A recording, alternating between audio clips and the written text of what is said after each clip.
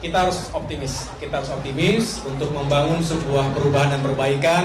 Untuk bisa memenangkan pemilu 2024 harus dimulai dari optimisme, keyakinan yang didasari oleh kerja keras, ikhtiar, doa.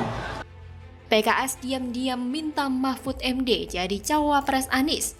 Pamor AHY sudah turun standar, sampai po turun gunung, tapi nggak mempan. Koalisi perubahan bakal bubrah?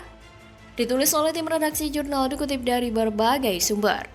Jadi begini, dia bilang, Prof, saya mau mendukung Anies. Oh silakan, hak Anda mendukung. Kalau ada yang menghalangi, tanyakan ke dia. Kalau ada yang menghalangi Anda mendukung Anies, lapor ke saya. Gitu. Bahkan saya tugaskan Anda, carikan Anies dapat tiket. Biar demokrasi ini hidup. Itu kata saya kepada Anda nih. Tapi saya tidak mendukung Anies. Kalau ada yang meminta Pak Mahfud menjadi cawapres salah satu bakal calon presiden nih, diterima atau enggak? Saya sekarang belum berpikir, hidup itu mengalir aja. Di depan kita nih ada banyak aliran, kita mau milih yang mana, yang penting konsisten aja. Bagian media sosial John Sitorus menyoroti Partai Keadilan Sejahtera atau PKS yang meminta Menteri Koordinator Bidang Politik, Hukum, dan Keamanan atau Menko Polhukam, Mahfud MD, menjadi bakal calon wakil presiden atau cawapres untuk Anies Baswedan. Dia menyentil Ketua Umum Demokrat Agus Harimurti Yudhoyono yang dinilai hanya menjadi alternatif. Hal itu disampaikan John Sitorus dalam akun Twitter pribadinya pada Rabu 19 April 2023. Udah turun standar dari capres jadi cawapres, sampai po sudah turun gunung berkali-kali. Tapi PKS malah diam-diam meminta Mahfud MD jadi wakil Abbas. Ini artinya AHY hanya sekedar alternatif, bukan pilihan utama, ujar dia, seperti dikutip dari WE Newsworthy. AHY tak memiliki nilai jual yang mampu mendongkrak elektabilitas Abbas, pungkasnya. Sebelumnya, Presiden PKS Ahmad Syaihu tengah safari ke sejumlah tokoh dalam rangka mencari sosok cawapres pendamping Anies Baswedan. Salah satu tokoh yang didatangi adalah Menko Polhukam Mahfud MD. Syaihu melanjutkan dalam pertemuan dengan tokoh-tokoh itu dirinya meminta kesediaan sosok itu untuk menjadi cawapres Anies. Namun Syaihu enggan membocorkan identitas sejumlah tokoh yang telah ia datangi selain Mahfud. Setelah safari selesai ke sejumlah tokoh-tokoh itu, ia akan melaporkan ke musyawarah Majelis Syuro PKS. Lalu mengapa itu bisa terjadi? Logikanya ya jelas saja nyambung. Jika AHY dianggap sebagai wakilnya Anies yang potensial dan berkualitas, maka sudah barang tentu Nasdem maupun PKS tidak akan perlu susah payah wira-wiri nego sana nego sini dengan segala bujuk rayu agar Luhut maupun Mahfud bersedia dijadikan wakilnya Anies. Gerilya politik Nasdem dan PKS yang lobi sana-sini untuk mencari calon wakil yang terbaik bagi Anies sudah cukup membuat Partai Demokrat dan AHY kejat-kejat menahan malu. Bagaimana tidak malu? AHY sama sekali tidak dianggap begitu. Nasdem dan PKS malah puyeng 7 keliling setengah mati mencari wakilnya Anies agar bisa menang pemilu. Seandainya pun jika Nasdem dan PKS tetap memaksakan untuk memasang AHY jadi wakilnya Anies, sudah pasti koalisi perubahan itu bakal tambah keok. Begitulah dunia politik, tidak ada kawan dan lawan abadi. Yang ada hanya kepentingan. Vulgarisme politik dan rekayasa opini yang dilakukan Nasdem dan PKS dengan mengusung Anies itu pada akhirnya tidak akan pernah berhasil tembus pada gelanggang arena pemilu 2024. Sehebat apapun wakil yang disandingkan dengan Anies minus AHY, tetap tidak bisa Anies berhasil jadi presiden. AHY masih dianggap belum sampai pada level elektabilitas yang berlandaskan popularitas. Ujung-ujungnya AHY hanya akan jadi tim hore saja. Sebab politik adalah dunia yang keras dengan resiko yang tidak kecil. Pertaruhan sebesar ini bukanlah untuk anak tanggung seperti AHY, yang ibaratnya baru lulus sekolah dan masa depannya belum dimulai. Kalau Nasdem dan PKS yang katanya mengusung perubahan itu sudah tidak menganggap kapabilitas AHY, sebaiknya Partai Demokrat menarik diri saja dan hengkang dari koalisi bau kencing onta itu. Kenapa demikian? Karena sudah pasti koalisi bau kencing onta itu tidak akan pernah mau memasang AHY jadi wakilnya Anies, agar bisa tembus elektoral untuk bertarung dengan partai-partai raksasa lainnya pada Pilpres 2024 mendatang. Jadi, melihat kondisi seperti ini, mungkin kapal koalisi perubahan sedang oleng dan akan semakin miring dan karam.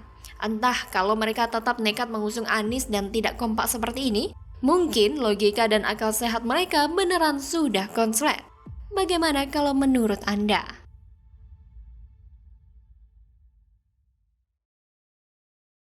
Berharap AHY segera diumumkan sebagai pendamping Anies. Oke. Kalau kita lihat trennya, Livi, 3 bulan, 4 bulan belakangan, aktivis Demokrat, kader-kader Demokrat, elit-elit Demokrat, tiap hari muji-muji Anies. Tapi AHY tidak kunjung diumumkan sebagai pendamping.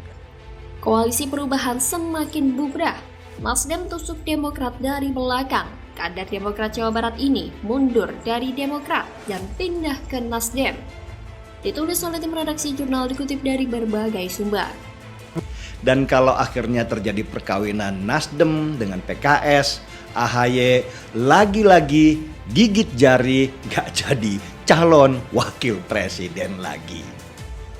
Anggota DPRD Jawa Barat Asep Wahyu Wijaya memutuskan untuk mundur dari Partai Demokrat pada Jumat 14 April 2023. Usai berhenti sebagai kader Partai Besutan Presiden Republik Indonesia ke-6, Susilo Bambang Yudhoyono atau SBY, Asep berlabuh ke Partai Nasional Demokrat atau Nasdem.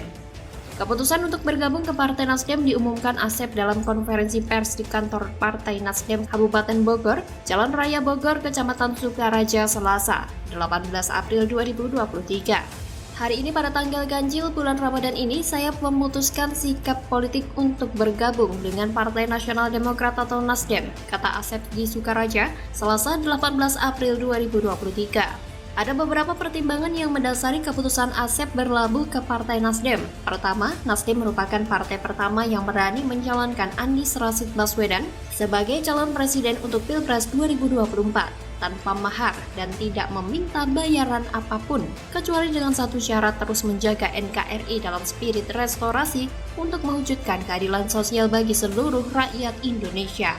Kedua, Partai Nasdem meminta Asep menjadi calon legislatif DPR RI dalam Pileg 2024 tanpa mahar dan biaya apapun. Melihat dari cara partai merekrut sumber daya manusia yang dianggap unggul tanpa mahar dan meminta bayaran apapun, Asep menilai Nasdem sebagai partai yang dewasa dan bijaksana. Melihat fakta di atas, saya sebagai penulis menangkap 2 poin. Pertama, bahwa memang ada partai politik yang mempermasalahkan mahar dalam berpolitik. Dan jika melihat pengakuan Asep Wahyu Wijaya, Partai Demokrat merupakan salah satu partai tersebut.